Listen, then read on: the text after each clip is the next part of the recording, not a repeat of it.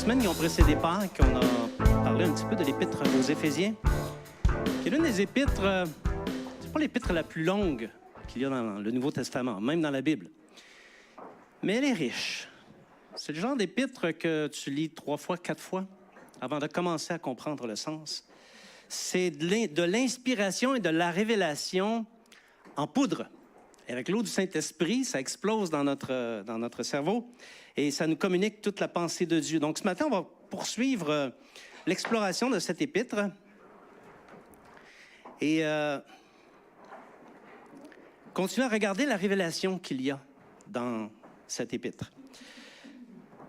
Juste avant d'aller plus loin, on va prier et on va demander au Seigneur de nous conduire, de conduire nos cœurs, nos pensées, nos réflexions à l'occasion de ce message. Seigneur Jésus, nous te rendons grâce pour l'immense privilège que nous avons de faire partie de cette fraternité, l'immense privilège que nous avons d'être tes enfants, de t'appartenir, d'avoir été choisis et de pouvoir te servir, te célébrer, de chanter tes louanges. Et Seigneur, c'est tout un privilège dans ce monde de perdition. Alors ce matin, nous prions afin que ton esprit saisisse le nôtre. S'il y a des troubles dans nos cœurs, Seigneur, nous te demandons de les faire disparaître afin que nos cœurs soient pleinement ouverts, soient à disposition pour recevoir tout ce que ton bon conseil a à nous donner. Et c'est dans le nom de Jésus que nous prions. Amen. Donc, le titre du message, c'est « Revêtir l'homme nouveau ». C'est un peu comme un point culminant de l'épître. J'ai une décision à prendre. Est-ce que je vais continuer? Parce qu'il y aurait encore un petit bout à faire qui n'est pas incorporé dans ce message-là. Est-ce que je le ferai? Est-ce que je ne le ferai pas? On verra. Vous verrez la semaine prochaine. Soyez présents, c'est ça que ça veut dire. Chose certaine, c'est que celui qui comprend, qui suit les révélations qu'il y a dans l'épître aux Éphésiens, s'il suit ces prescriptions, il va se garder pur pour le jour du Seigneur. Parce que ça va venir. Et non seulement il va être pur pour le jour du Seigneur, mais il va être également gardé, il va obtenir la victoire dans toutes ses épreuves. Et il n'y a aucun homme qui ne vit pas d'épreuves. Et parfois, nous, les chrétiens, à cause de la justice de Dieu qu'il y a dans notre cœur, les épreuves sont plus difficiles à vivre à cause du sentiment d'injustice que ça provoque. Mais le chrétien demeure toujours victorieux dans l'épreuve à cause des vérités qui sont révélées dans l'Épître aux Éphésiens par le biais du sacrifice du Seigneur Jésus. Amen. C'est drôle, on dirait que c'est tous en arrière. Ça donne l'impression que... non, c'était comme ça, il n'y a pas de souci. Donc, oui, c'est ça, les enfants occupaient de l'espace. Hein? Il y a une chose qu'il faut garder à l'esprit, OK? L'apôtre Paul, dans l'Épître aux Éphésiens, ne fait preuve d'aucun ménagement dans l'administration de la vérité. Sincèrement, j'ai trouvé qu'il était rigoureux. J'ai trouvé qu'il était dur. Et même, je ne suis pas le seul à penser ça parce qu'on lit dans une épître, je pense que c'est Corinthiens, quelqu'un aurait dit « Ces lettres sont sévères et fortes ». Et c'est vrai que ces lettres sont sévères et fortes. Par contre, l'apôtre, avant de dire les choses dures, avant de les faire entendre, ces choses, il prend soin d'établir par révélation la force de notre appel. Oui, c'est important de comprendre ça, sinon on ne comprendra pas la rigueur qui s'ensuit. Et comme nous l'avons vu dans les messages précédents, on a été choisi pour être saints et sans défaut. Il faut qu'on réalise ça. Il faut qu'on réalise qu'en Christ, nous sommes bénis de toutes sortes de bénédictions spirituelles et ça se passe dans les lieux célestes. Est-ce que vous savez qu'en ce moment même, vous participez avec Christ dans les lieux célestes? Amen. Il y a énormément de choses qui se passent dans les lieux célestes. Tout ce qui se passe dans notre vie a une corrélation dans les lieux célestes. Et c'est la raison pour laquelle, lorsque l'épreuve vient dans ta vie, ça sert à rien de conserver tes regards sur la source de l'épreuve. Ça donne rien. Porte plutôt tes regards en haut, parce que c'est là que ça se passe. C'est là que le combat a lieu et c'est là que les ordres sont donnés pour obtenir la victoire. L'apôtre prend soin d'établir qu'on a besoin de nous approprier d'un esprit de sagesse et de révélation pour comprendre ces choses, mais surtout pour les métaboliser. C'est un grand mot qui veut dire se les approprier au plus profond de nous-mêmes. le Saint-Esprit est là aussi pour nous aider. Si on n'avait pas le Saint-Esprit, on ne pourrait pas comprendre. C'est lui qui illumine les yeux de notre cœur afin de nous faire voir l'espérance qui s'attache à l'appel. Enlever l'espérance et tout tombe. L'espoir de notre salut tombe. La richesse de son glorieux héritage que vous connaissez maintenant, parce que ça fait 3 dimanches que Mimi le dit, c'est l'Église dans laquelle le Seigneur démontre l'infinie grandeur de sa puissance qui se manifeste par sa force. Ça aussi, c'est important de le comprendre. Comprendre également qu'avant de connaître le Seigneur Jésus, nous n'étions rien. Rien comme nothing, comme disent les Anglais. Hein? On n'était rien. Mais tout d'un coup, par la force de la grâce de Dieu, nous sommes devenus des concitoyens des saints. On est devenus même fils et filles de Dieu. Et ça, ce n'est pas petit. Nous sommes concitoyens de la maison de Dieu. Et Christ se sert de nous pour construire son temple. Nous sommes le temple de Dieu. Et nous contribuons, chacun pour notre part, à l'édification sur la terre. On n'est pas nombreux ce matin, mais on est plus nombreux qu'il y a 3 ans. Et tous ensemble, nous contribuons à édifier le temple de Dieu. On a vu également que le temple de Dieu ne connaît pas les frontières des hommes, ni les dénominations. À partir du moment que quelqu'un est né de nouveau, il fait partie du temple de Dieu, qu'importe de quelle dénomination il fait partie. Et pour cette raison, nous sommes tous assujettis, quelle que soit notre dénomination, dans la mesure où on fait la promotion de la nouvelle naissance, on s'entend, on est assujettis à l'obligation de veiller à l'unité de l'esprit par le lien de la paix. Si tu es dans une église et tu es là pour faire la guerre ou pour mettre le désordre, c'est certainement pas par le Saint-Esprit que tu le fais et tu ne réponds pas à l'obligation qui t'est faite. Nous avons l'obligation de faire un en Christ. Nous plaisons à Dieu lorsque nous cherchons par le lien de la paix à faire un ensemble et en Christ. Un seul corps qui est en santé et qui est exempt de toute souillure. Ça aussi, c'est important de le comprendre. Un corps qui est pas ce corps-là, OK? Le corps de Christ, c'est-à-dire l'Église. Un corps agile et efficace pour accomplir les desseins du Maître parce qu'il a des desseins. Et il va agir par l'efficacité de sa force. Important de comprendre également qu'on doit marcher dans une entière soumission, aux directions que donne le Saint-Esprit. Et rappelez-vous, on s'était posé la question, est-ce qu'on entend les directions du Saint-Esprit? Est-ce qu'il arrive à tous les jours que le Saint-Esprit me donne des directives pour mon jour, pour mon quotidien? La réponse devrait être oui. Et comme Église, on devrait être soumis également aux ordres du Saint-Esprit, notamment dans l'idée de propager la bonne nouvelle dans notre environnement. On n'est pas tous appelés à être des évangélistes, mais on est tous appelés à amener la bonne nouvelle dans notre environnement afin que les gens puissent, à leur tour, recevoir la grâce de Dieu, obtenir le pardon de leurs péchés, être réconciliés et hériter de la vie éternelle. Alléluia. Donc, chercher le salut du pays, une église qui n'est pas orientée là-dessus est une église qui va manquer le coup. Elle va devenir un club social. Afin de réussir la construction de Dieu dans laquelle nous sommes impliqués, Dieu a prévu toutes choses. Il a prévu notamment équiper l'Église des dons ministériels. Je ne vais pas les renommer, je sais que vous les connaissez par cœur. Les anciens et les diacres, et c'est comme ça que Dieu l'a voulu. On a besoin également des dons du Saint-Esprit et les dons d'opération, et c'est comme ça que ça doit se passer dans une Église. Il n'y a pas 2 sortes d'Églises. Il n'y a qu'une seule sorte d'Église, il y a l'Église de Christ, et ces choses-là doivent s'y retrouver dans la sainteté et dans la soumission au Saint-Esprit. C'est pas compliqué. Le Seigneur Jésus veut que nous devenions parfaits, à la mesure de la stature parfaite de Jésus-Christ. On doit devenir des petits Jésus. Un petit peu comme ça qu'il faut le voir, OK? Et ça, dans l'unité du Saint-Esprit. Non pas des petits Jésus qui se prennent pour Jésus et qui se mettent à dominer sur les autres, OK? Des petits Jésus qui ont la même humilité que celle qui revêtait le Seigneur. Amen. Oui.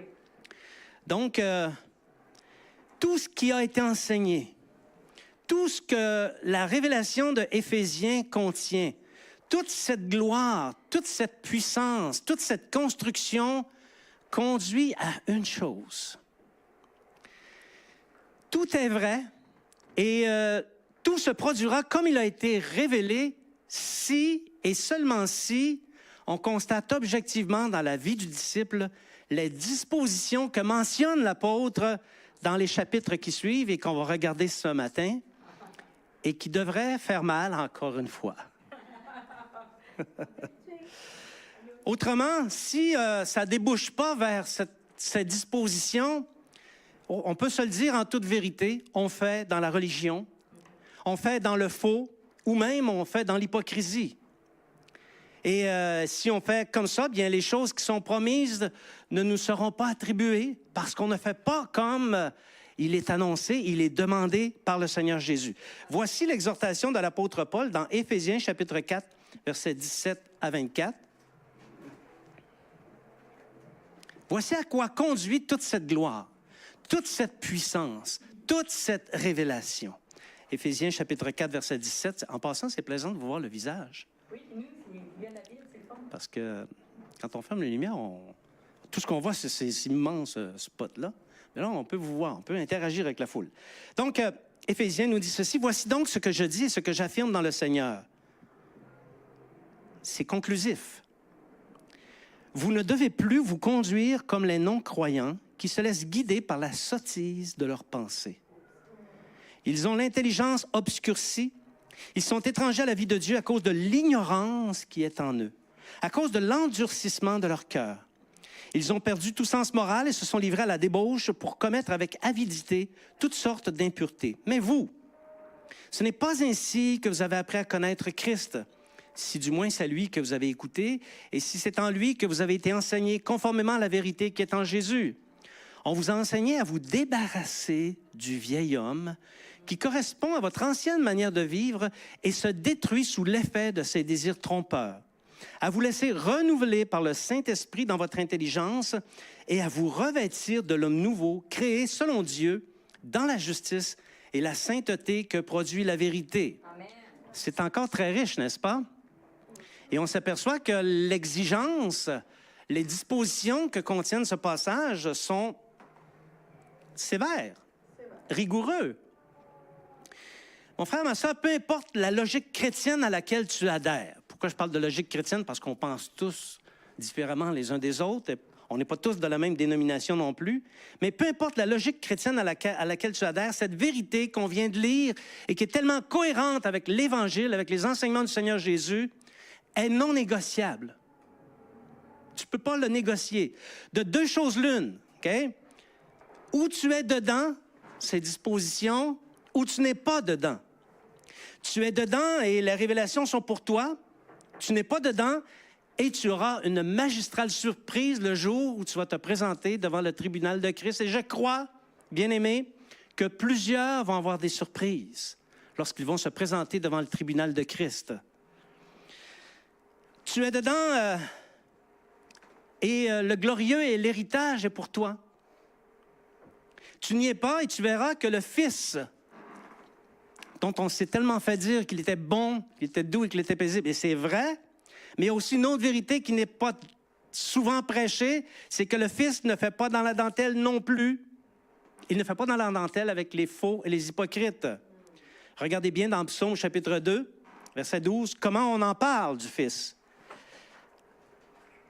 C'est le roi David qui s'exprime ici. Il dit « Baisez le Fils de peur qu'il ne s'irrite et que vous ne périssiez dans votre voie, car sa colère est prompte à s'enflammer. Heureux tous ceux qui se confient en lui. » On ne veut pas irriter le Fils, mais on veut se confier dans le Fils. Amen. Amen.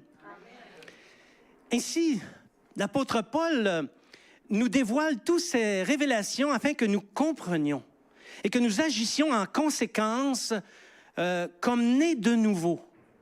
Vraiment nés de nouveau, et en nous revêtant non du vieil homme, et on va explorer le vieil homme, mais de se revêtir de l'homme nouveau qui a été créé selon Dieu en Jésus-Christ. Amen. La recette. Hein, je sais qu'il y a plusieurs personnes ici qui aiment la bonne bouffe. Donc ici, on a une recette. 3 dimensions des attentes de Dieu envers les disciples régénérés, qui sont expliquées et assez bien expliquées par l'apôtre Paul. Il faut 3 choses. Se débarrasser du vieil homme, laisser libre cours au Saint-Esprit pour renouveler notre intelligence et enfin revêtir l'homme nouveau. Et quand on parle du vieil homme, il y a des vérités à dire et ce matin, par la grâce de Dieu, on va les dire. Vous êtes toujours avec moi? OK, parfait, merci. Se débarrasser du vieil homme. Le principe spirituel derrière la mise à mort du vieil homme est enraciné dans les pratiques évangéliques. Ça parle beaucoup dans les églises évangéliques de faire mourir le vieil homme. Mais c'est normal, parce que c'est en intime association avec le salut, c'est en intime association avec le baptême également. Si tu es né de nouveau, combien sont nés de nouveau ici? OK? Si tu es né de nouveau, tu dois faire mourir le vieil homme. Si tu es disciple, tu dois faire mourir le vieil homme. Si tu laisses le vieil homme cohabiter en toi, ben tu vas mourir. Je te l'annonce à l'avance. Tu vas mourir. OK? Il va faire mourir ton âme, ce vieil homme. Paul nous a enseigné à nous débarrasser du vieil homme qui correspond à notre ancienne manière de vivre. Donc, on s'entend qu'il y a un avant et il y a un après. Okay? Donc, ce que tu faisais avant doit mourir.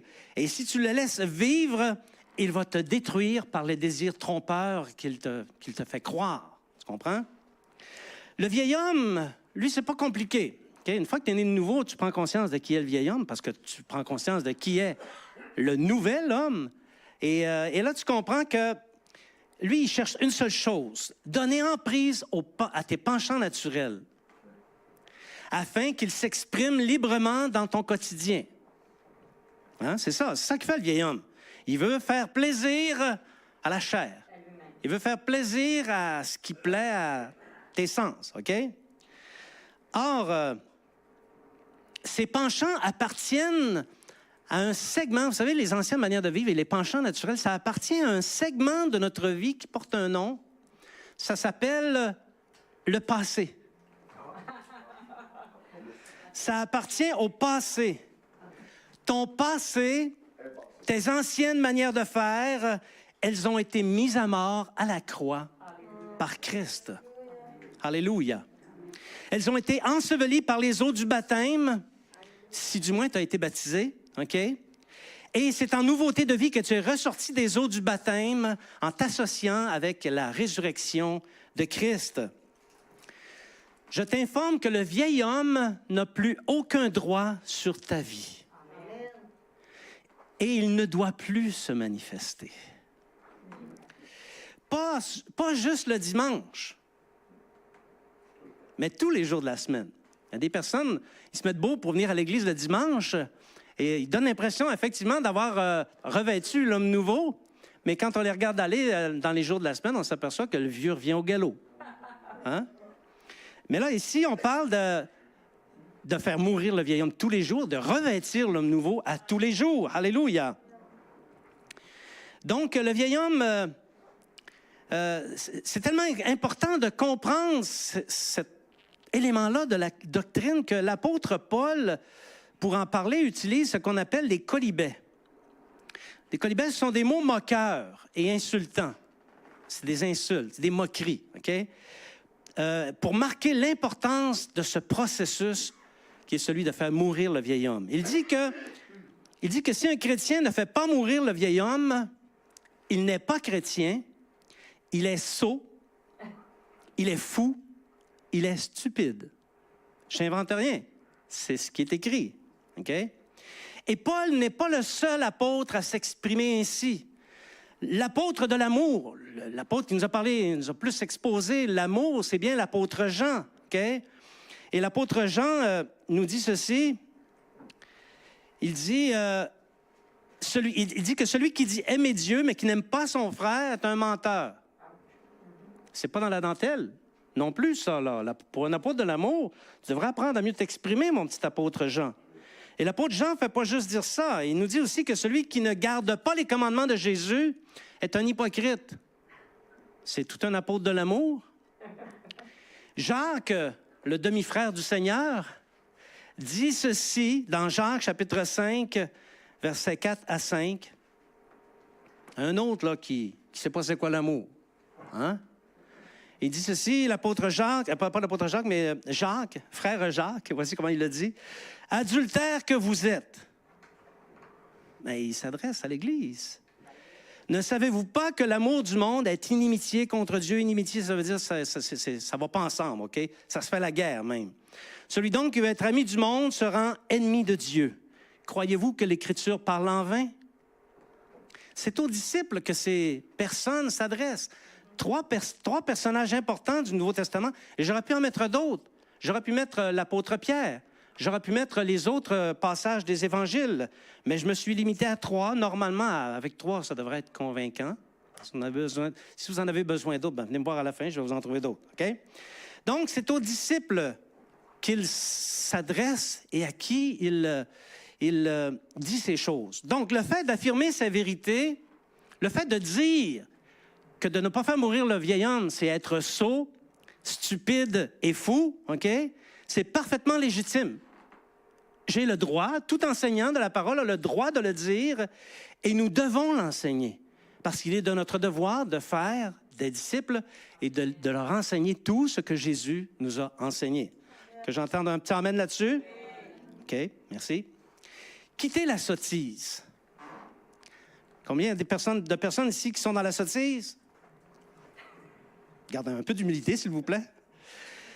Donc, l'apôtre dit, « Voici ce que je dis, ce que j'affirme dans le Seigneur. Vous ne devez plus vous conduire comme les non-croyants qui se laissent guider par la sottise de leurs pensées. » C'est très insultant de se faire dire qu'on est sot ou qu'on se laisse guider par la sottise. Bien, les chrétiens qui ne font pas mourir leur vieil homme sont des sots. C'est ce qu'il nous dit, là, OK? Et bien qu'ils puissent assez bien se faufiler dans les assemblées des justes, ça peut arriver, ça aussi, OK? C'est leur discours qui les trahit. On les écoute parler un peu, et puis on s'aperçoit qu'ils raisonnent. Ils raisonnent les choses de Dieu avec leur cerveau. C'est parce qu'avec ton cerveau, tu ne peux pas comprendre les choses de Dieu. C'est par l'Esprit de Dieu qu'on peut comprendre les choses de Dieu, OK? Donc, on n'a pas besoin de les suivre très, très longtemps pour qu'on découvre que ces gens qui se laissent guider par la sottise de leur cœur, qui ne laissent pas mourir le vieil homme, ils ont l'intelligence obscurcie. Tu les écoutes parler, puis tu dis « Wow! » Mêlés, pas juste un peu, OK? Ils sont étrangers à la vie de Dieu, on découvre ça, on découvre qu'ils sont ignorants, ils disent tout et n'importe quoi, ils ont un sens moral douteux, on s'aperçoit qu'ils laissent passer des choses, ils acceptent des choses vraiment douteuses au niveau de la moralité. Ils ont le cœur endurci, ils ne sont pas facilement enseignables et ils commettent des impuretés. En fait, ils font comme dans leur ancienne vie, mais dans le Seigneur. C'est cute, tu sais, c'est bon. Ils sanctifient leur péché. Ils sanctifient leur péché en se justifiant, en donnant des raisons pour expliquer qu'ils sont comme ça. Et ça peut les faire passer pour des justes. Mais s'ils ne font pas mourir leur vieil homme, ce sont des sots. Ils se laissent guider par la sottise de leur cœur. Leur vie chrétienne cloche. J'écoutais un message pas plus tard qu'hier de quelqu'un qui parlait de la bénédiction versus la malédiction. Il semblerait qu'il n'y a pas seulement que moi qui prêche ça. Et il expliquait à quel point c'est important de faire les choses selon le Seigneur quand on est chrétien afin d'hériter la bénédiction. Mais si, comme chrétien, on ne fait pas les choses selon le Seigneur, ce n'est pas de la bénédiction qu'on va hériter, c'est d'autres choses.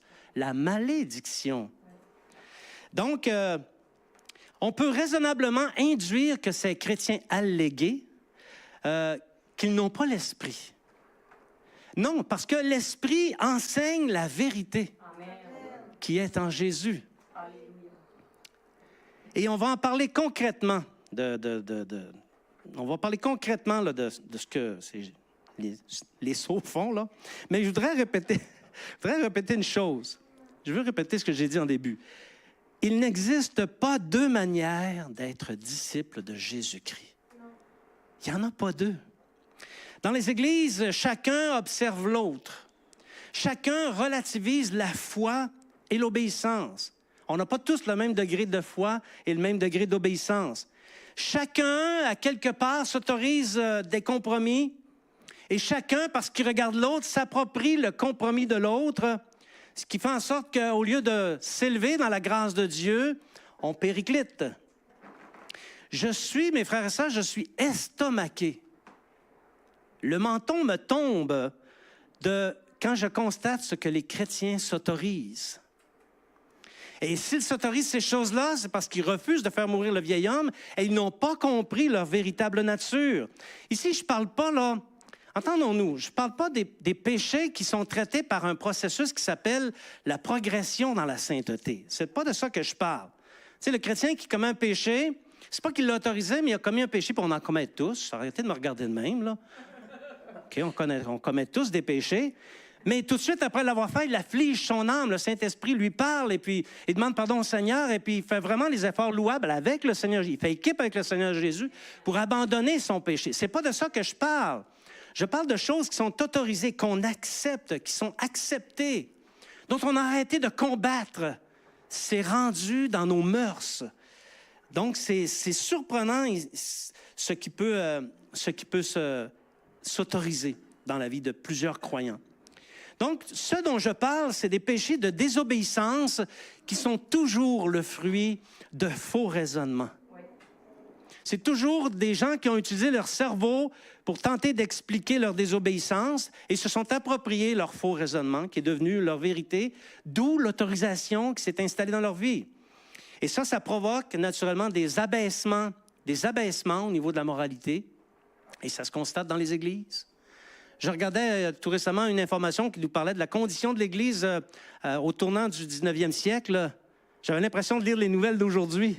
Mais déjà, et les chrétiens marchaient beaucoup plus dans la sainteté que nous. Mais déjà, ils étaient horrifiés de ce que plusieurs s'autorisaient. Imaginez-vous aujourd'hui. Effectivement, ça provoque des nivellements par le bas de la foi chrétienne. Il y a des péchés qui se commettent et qui sont autorisés alors qu'ils ne devraient tout simplement pas être nommés dans une Église de Christ. Une Église qui se réclame de Christ on ne devrait pas même entendre ces choses-là. Veux-tu te débarrasser du vieil homme? Oui. Moi, je veux m'en débarrasser. OK? Je veux m'en débarrasser notamment parce qu'il me fait courir le risque de détruire mon âme sous l'effet des désirs trompeurs. Je vais te donner un truc. Au lieu de fixer tes regards sur ton voisin, sur lui qui est à ta gauche ou à ta droite, regarde-le pas, là, OK, on ne fait pas l'exercice, mais au lieu de regarder ton voisin, fixe donc tes regards sur Jésus.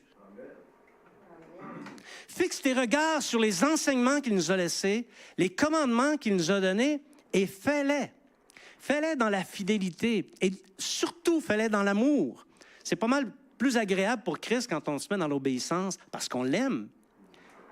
Donc, jamais, au grand jamais, ne prend pour standard les pratiques douteuses des chrétiens qui sont guidés par la sottise de leurs pensées, de leur cœur.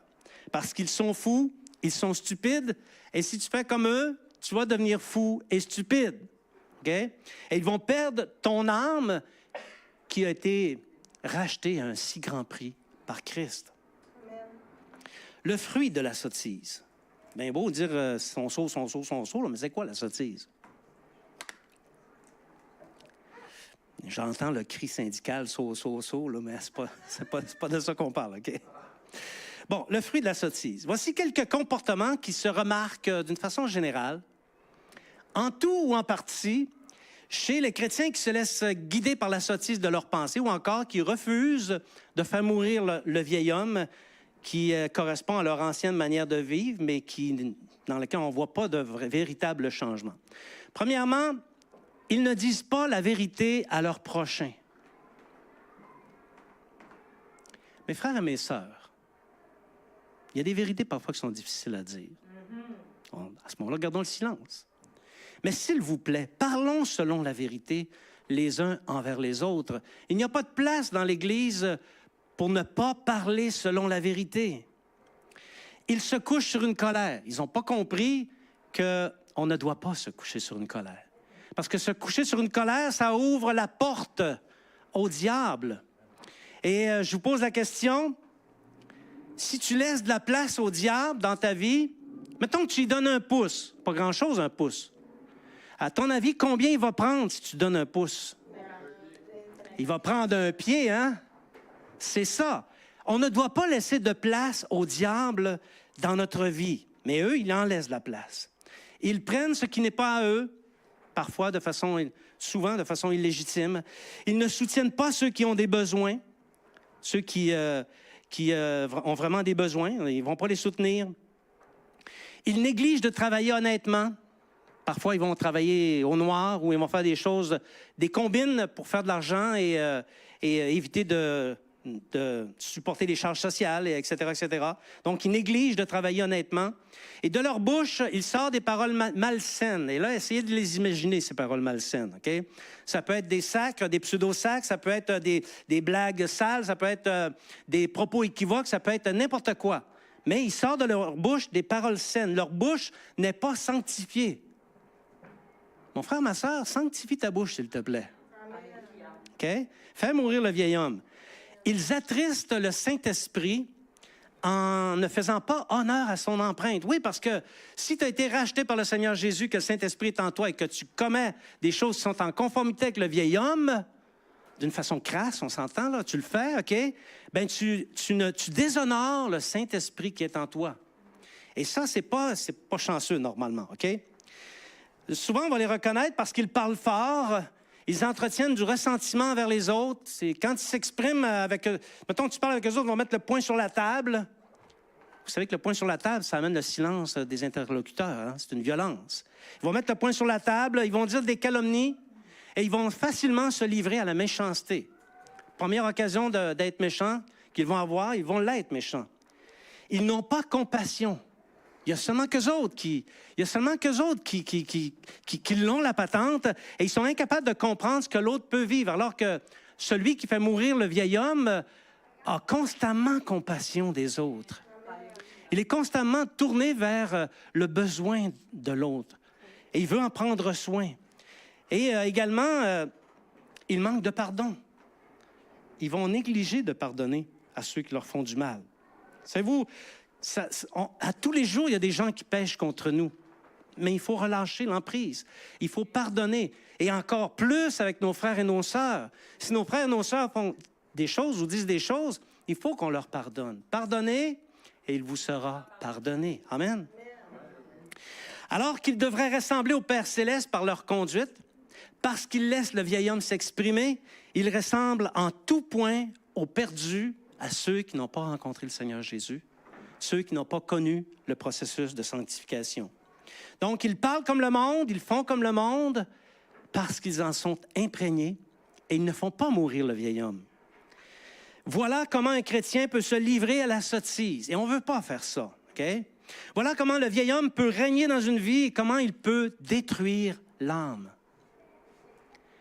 Il faut, bien aimé, laisser l'esprit renouveler notre intelligence. Alléluia. Oh, oui. Le renouvellement de l'intelligence, c'est la réponse de Dieu pour faire mourir le vieil homme. Oui. Amen. Et il ne peut se réaliser que sous l'action du Saint-Esprit. Enlève le Saint-Esprit, c'est impossible. Tu peux pas te renouveler dans ton intelligence. C'est la raison pour laquelle il faut avoir l'Esprit. Et il ne faut pas juste avoir l'Esprit, il faut également ne pas l'attrister. Parce que ça va provoquer un problème si on attriste le Saint-Esprit. Parce que avoir l'Esprit de Dieu en nous, bien-aimés, c'est un grand privilège. De dire, le Saint-Esprit, l'Esprit de Dieu est dans mon cœur, c'est presque une impossibilité, mais c'est une réalité et c'est un grand, très grand privilège.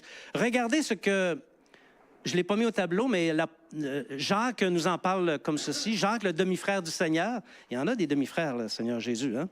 Voici comment il nous dit, c'est avec jalousie que Dieu chérit l'Esprit qu'il fait habiter en nous. C'est avec jalousie qu'il chérit, il aime l'Esprit qu'il a placé en nous. Romains, chapitre 12, verset 2. Un rappel de l'apôtre Paul encore, dont les lettres sont sévères et fortes. Romains 12, verset 2. « Ne vous conformez pas au siècle présent, mais soyez transformés par le renouvellement de l'intelligence, afin que vous discerniez quelle est la volonté de Dieu, ce qui est bon, agréable et parfait. » Bien, ça, c'est une bonne façon, c'est une bonne source d'information pour savoir si nous sommes mobilisés par la pensée du monde ou par l'Esprit de Christ. Lorsqu'on vient à Christ, notre intelligence est remplie de connaissances. Il y en a qui en ont plus que d'autres. Il y en a qui en ont pas mal moins que d'autres. Mais on est tous un contenant rempli de connaissances. Et je vous dirais, pour la plupart, fausses et tordues. Fausses et tordues parce que ça nous vient de gens qui ont créé des modèles faux et tordus qui ne sont pas fondés sur la vérité. Pense à n'importe quoi, n'importe quel domaine. Ce que tu as, avant d'avoir accepté le Seigneur Jésus, ce que tu as appris à ce sujet est probablement faux et tordu, surtout en ce qui concerne les choses de la moralité. Donc, le travail de l'Esprit consiste à remplacer ces connaissances qui sont en nous et qui relèvent de l'ignorance, et il les remplace par la connaissance de Dieu. Et progressivement, alors que la connaissance de Dieu s'installe dans le cœur, l'ignorance recule et les connaissances fausses et tordues disparaissent. Parce que la parole de Dieu nous est communiquée, ses pensées nous sont communiquées par l'Esprit, et l'Esprit nous parle également de ses voies, c'est-à-dire ses façons de faire. Et les façons de faire du Seigneur sont totalement à l'opposé des façons de faire du monde. Amen. Donc, c'est ça que le Saint-Esprit fait quand il est dans ton cœur. Vous comprenez l'importance d'avoir le Saint-Esprit? Amen.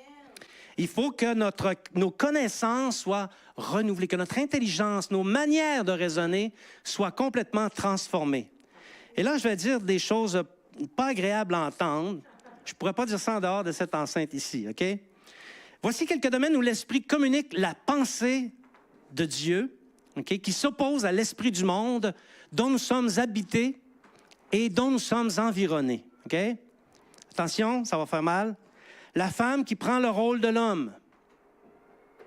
L'homme qui se féminise, se molesquélise ou se dévertébralise.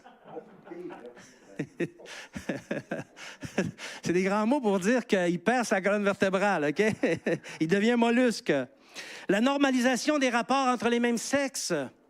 Les rapports sexuels en dehors du mariage. Voyez combien ça fait du dommage dans l'Église.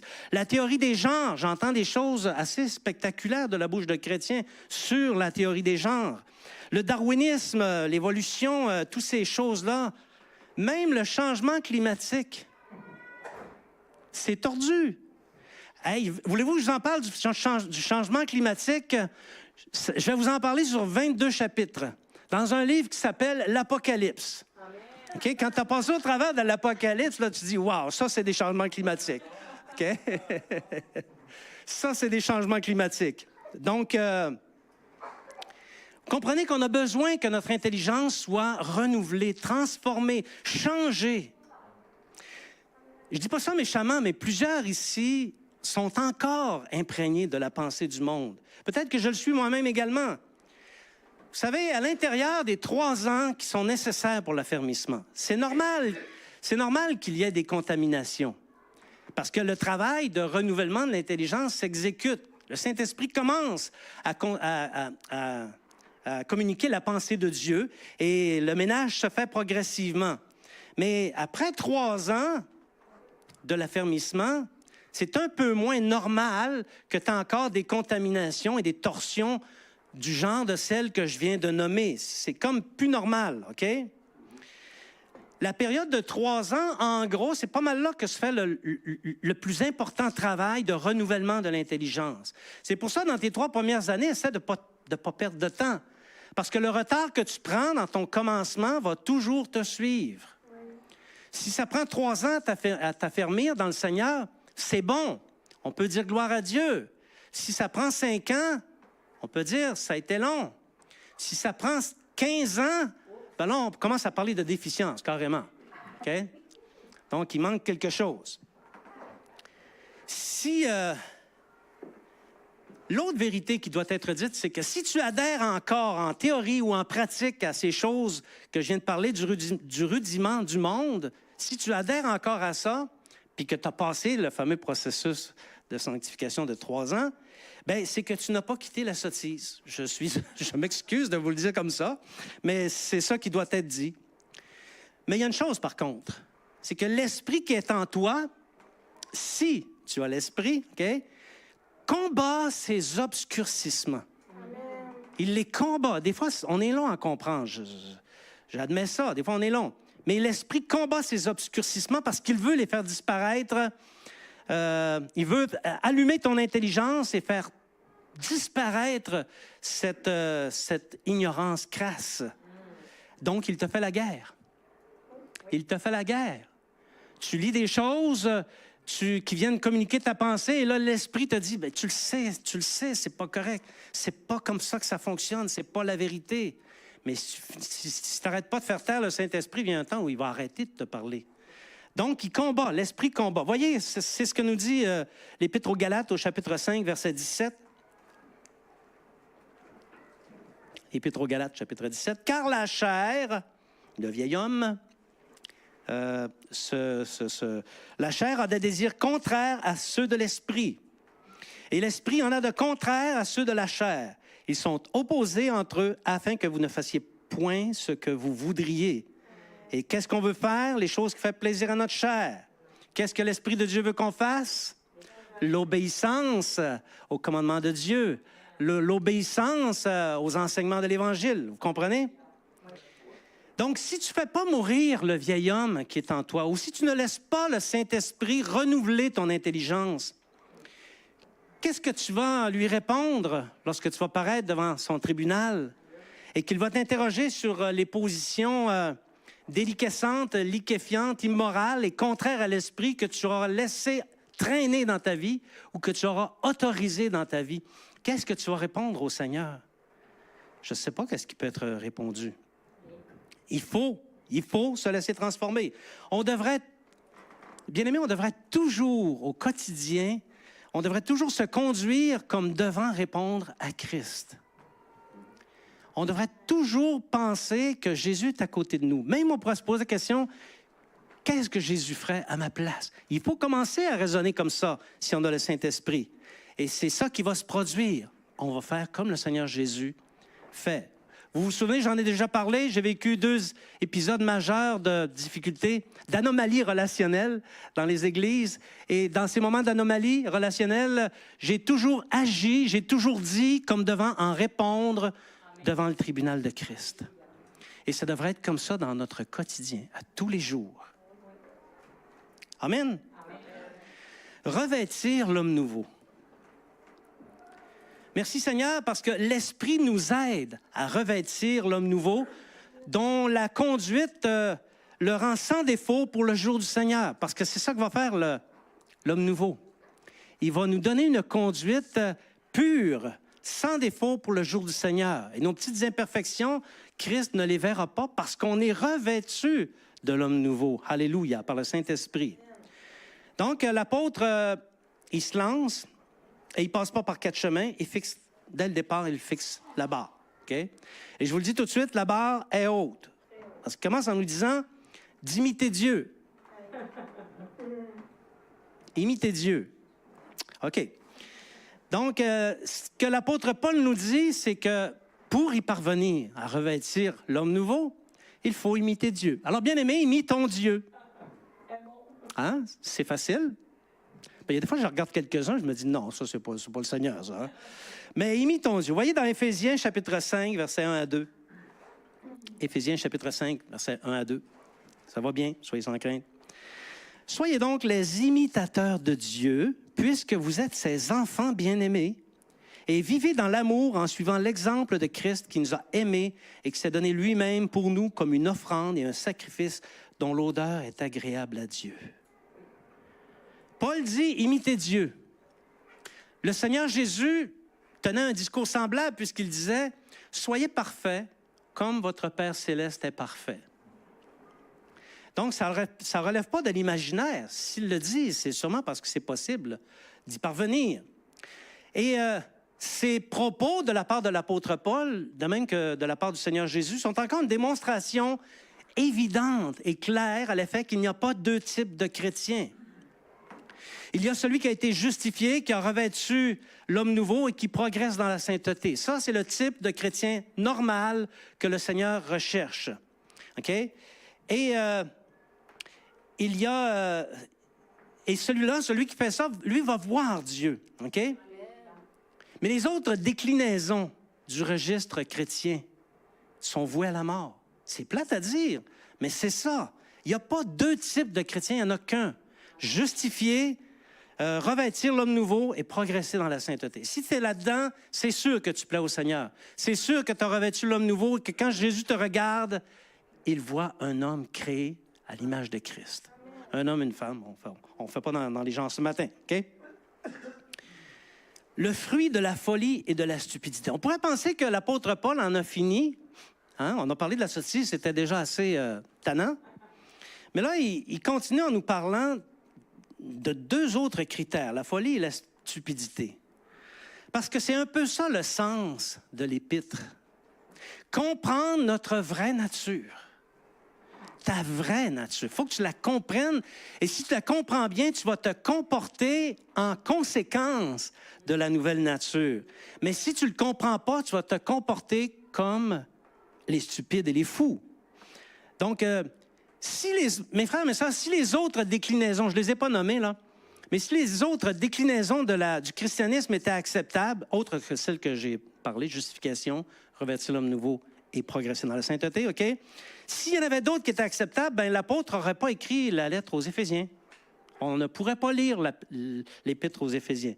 Ou s'il avait écrit quelque chose, il aurait dit probablement ceci, « Bien-aimés, je sais que votre chair est faible, mais ce n'est pas grave. Ce qui compte, c'est ce qui est dans ton cœur. » Ou encore, il aurait dit, « Bien-aimés, nul n'est parfait. Et Jésus vous aime comme vous êtes. » Ou encore, si les autres déclinaisons avaient été possibles, il aurait dit, « Bien-aimés, ce qui est important de savoir, c'est que Jésus vous comprend. » Bien là, on aurait compris, tu sais, si quelque chose comme ça avait été écrit, on aurait compris l'Évangile bonbon qui se trouve dans les églises aujourd'hui, l'Évangile à rabais qui se proclame dans de nombreux milieux, on aurait compris. Mais ce n'est pas ça qu'il écrit. Au contraire, voici ce qu'il dit pour illustrer l'importance d'agir en conformité avec notre véritable nature. Il utilise deux quolibets, des moqueries, dont il se sert pour éveiller la conscience des disciples. Éphésiens chapitre 5, versets 15 à 17. « Faites donc bien attention à la façon dont vous vous conduisez. Ne vous comportez pas comme des fous, mais comme des sages. Rachetez le temps, car les jours sont mauvais. C'est pourquoi ne soyez pas stupides, mais comprenez quelle est la volonté du Seigneur. Voici les œuvres des sages. » Vous pourrez vous mesurer par la même occasion si ça s'applique à vous, OK? Leur sexualité est à l'intérieur des liens du mariage. Elle est pure et il ne se trouve aucune impureté sous quelque forme que ce soit dans leur corps. Les fous et les stupides folâtrent avec l'immoralité sexuelle. On parle ici des gens qui ne font pas mourir le vieil homme, OK? Ils ne sont pas attirés par un désir assoiffé de posséder ce que l'apôtre appelle une idolâtrie. Ça, c'est la deuxième chose que les sages recherchent, OK? Ils ne sont pas attirés par un désir effréné de posséder. Je vois, je convoite et j'achète, je possède. Ils ne sont pas attirés comme ça. Et l'apôtre Paul compare ce comportement consumérisme à de l'idolâtrie. Ça, c'est dur. C'est intéressant, mais c'est dur.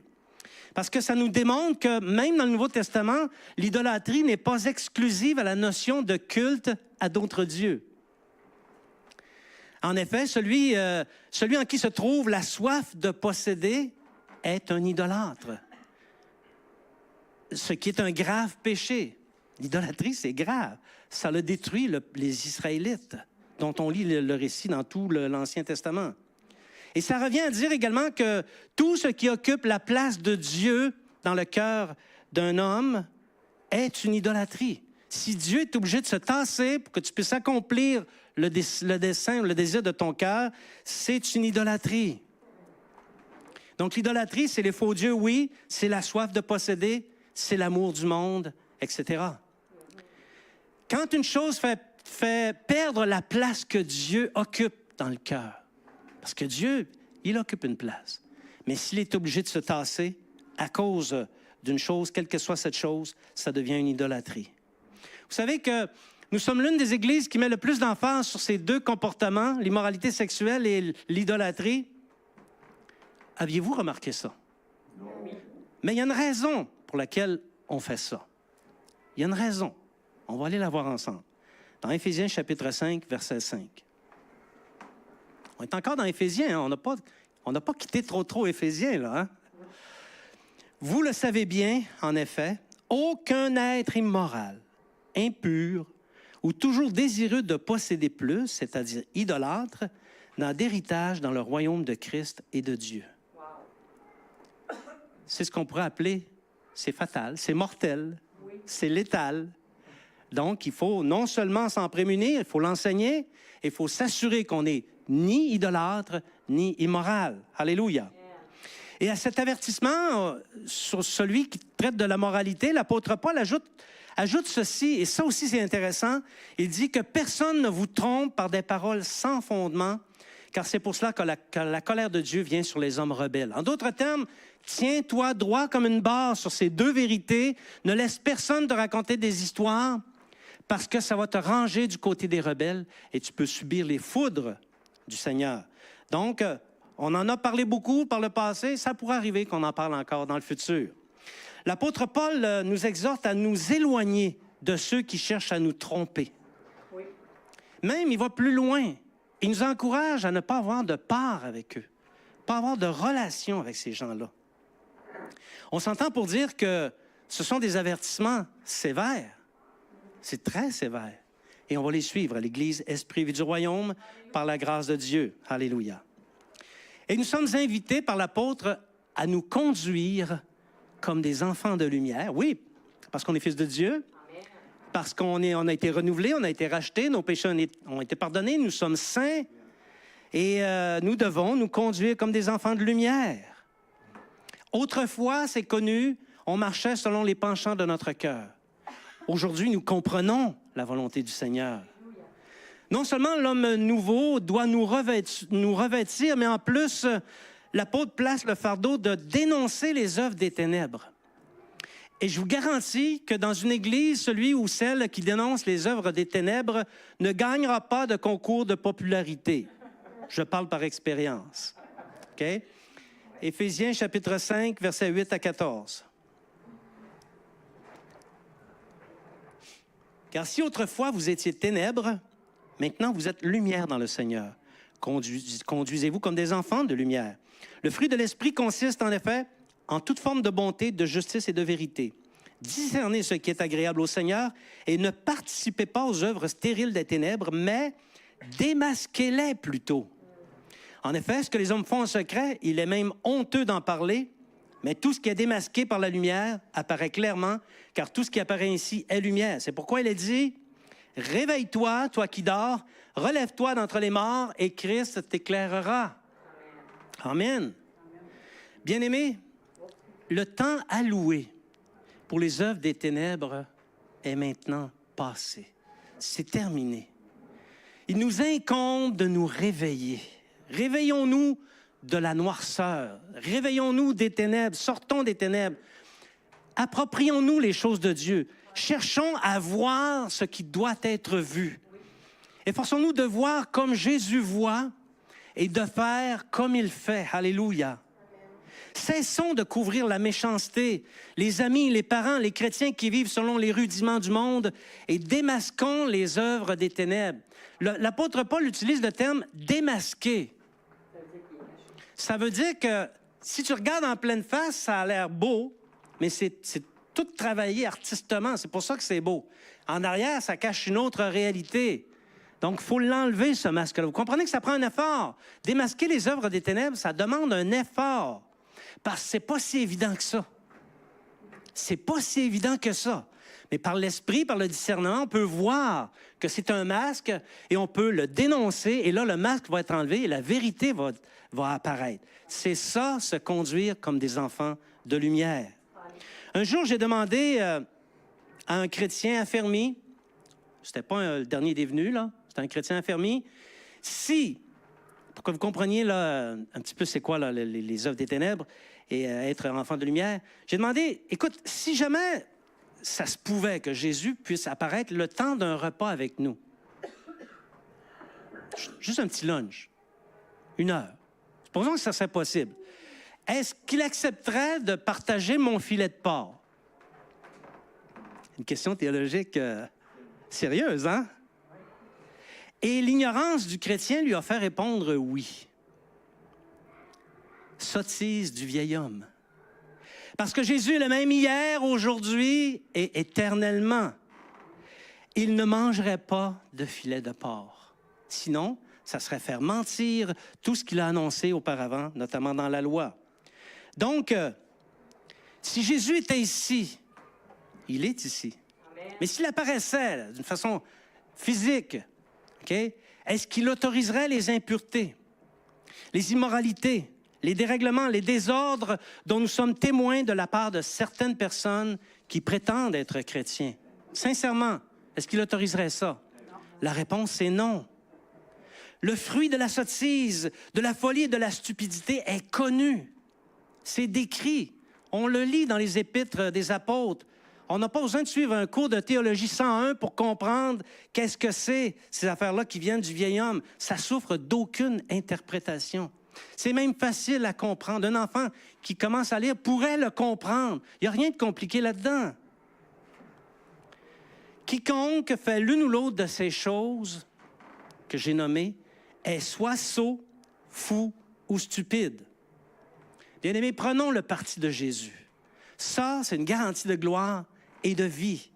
Que ta conduite, au nom de Jésus, que ta conduite soit en tout point réglée sur la mesure de la stature parfaite de Jésus-Christ. Je vais inviter la musicienne. Il y a quelqu'un qui est allé la chercher? OK.